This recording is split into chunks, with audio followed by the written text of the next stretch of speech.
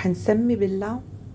واليوم رح نعمل وصفة صدر دجاج. عندي صدر دجاج فرمته، ورح احط له ملح واوريجانو وفلفل وبابريكا مدخنة، رح احطهم فوق صدر الدجاج.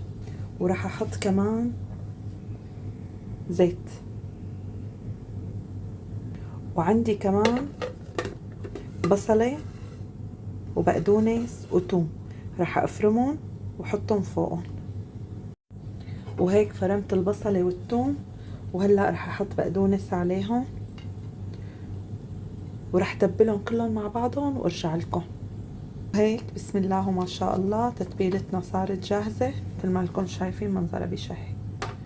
الخبزات عندي 1 2 3 4 5 6.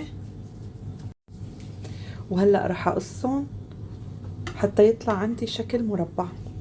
قصيته صاروا عندي مربع. وهلأ رح ابلش افرد اللحمة على طبقة طبقة. وهيك فردنا اول طبقة. هلأ رح احط الطبقة الثانية فوقها وارجع مد اللحمة عليها. وهلأ رح احط الطبقة الثالثة. هلأ هيك الطبقة الرابعة.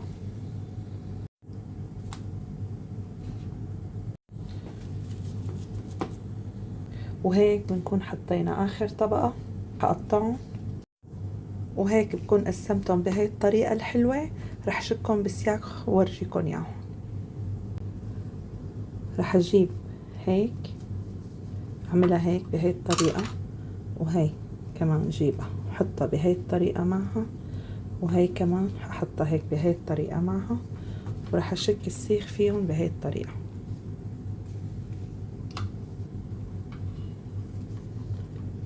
بسم الله الرحمن الرحيم. شايفين؟ وهيك بكون جهزتهم وحطيتهم هيك بسياخ مثل ما لكم شايفين، ورح ندخلهم على الفرن.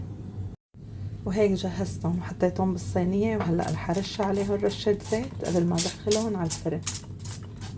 هلا رح اعمل صوص اللبن. رح احط معلقتين لبن كبار، ورح احط معهم مايونيز معلقة تقريبا، ورح احط معهم مثل ما شايفين ملح وسماق وبابريكا مدخنة، ورح احط معهم عصير نص ليمونة،